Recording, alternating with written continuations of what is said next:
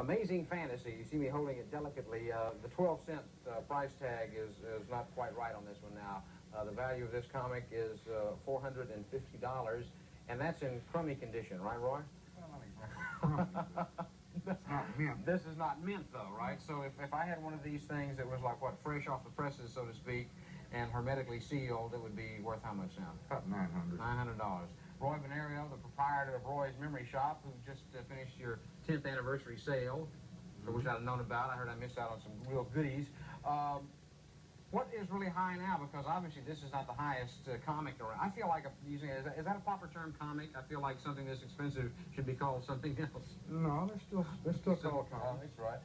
What's the big ticket item out there? What's that comic book that everybody dreams of finding in an old duffel bag somewhere or something? Well, still the most valuable is still from the late 30s. The Action 1 that had the first Superman, and the Marvel Mystery #1, which had the first Human Torch in it. Yeah, and those would be... They're relatively around 10,000 each. And of course, we start thinking back on all of the things that we threw out, right? I mean, I imagine every time somebody walks in here, they go, oh no. But what are some of the other things? We're looking at comics, but what are some of the other older items that you would have in your shop here that people should have wished they would have saved?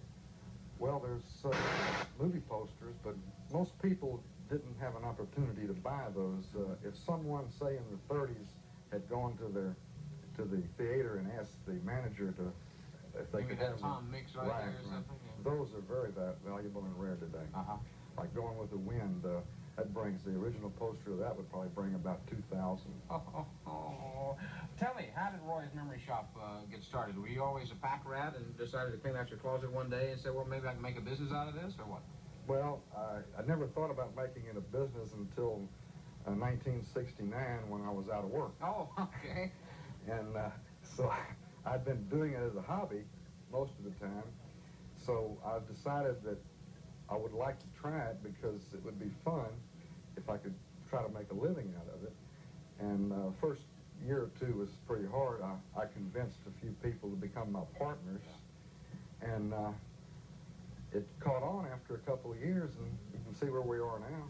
It's real big business. Yeah, and it is a big business really all around the world. And I know we have several of these conventions that go on, like here in the Houston area, but that's an example of what's going on around the country, right? I mean, I guess somewhere on any given weekend, somebody is having a big swap and shop and come by and look sort of a thing. I would think it'd be safe to say that every weekend, somewhere in America, there's a comic book convention. Is there one biggest? I mean, is there some big annual one that everybody dreams of going to? The biggest is in July in New York. That is the biggest one, followed closely by the San Diego convention, and in third place would be our own Houston Comic year. And when do we have that? About the third week of June every year. I missed it again.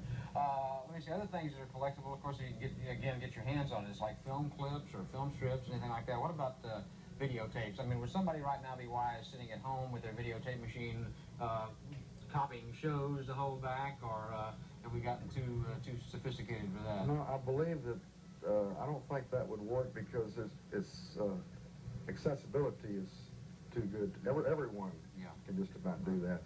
And so it has to be something that would catch on either because of like a comic because of the artist, or a movie poster of like today that, say, 20 years from now would be called a classic. Right. So what is hot right now? If I could get my hands on certain things, what would you suggest I start pack ratting? Well, in the posters like Star Trek, Empire Strikes Back, original posters on those are already in the $15 to $20 range if you can find them. And comics, the hottest comic right now is a comic called X-Men put out by Marvel Comics. Yeah. And it doesn't show any sign of stopping right now because the first X-Men is an old series. It was revived and brought back a few years ago with number 94, and that book is only a few years old, and it's already like $40. And that's phenomenal for a book that's not that old. Of course, a lot of it, I guess, it has to go with your space requirement. I know I think back of all the things I wish I'd have saved, log cabin tins, little big books, and so on and so on. But just real quick before time gets away, is there some special way one can preserve a comic. Right now, every time I pick this one up, I notice you twinge. Just wrap them up in plastic. I mean, is that about all it needs to do? They make special plastic bags for comics, which of course we sell here, and almost every comic shop in America sells the bags to go with the comic. So if you naturally bought an expensive comic, you definitely want to keep it in a plastic bag, which are made specially for comics.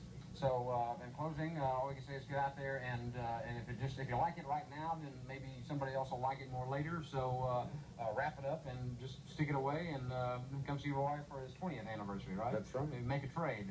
Be glad to. Thank you. Aaron? We appreciate it.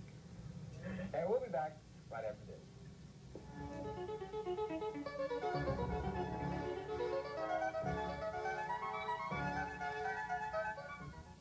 If you wanted to buy a nice piece of jewelry.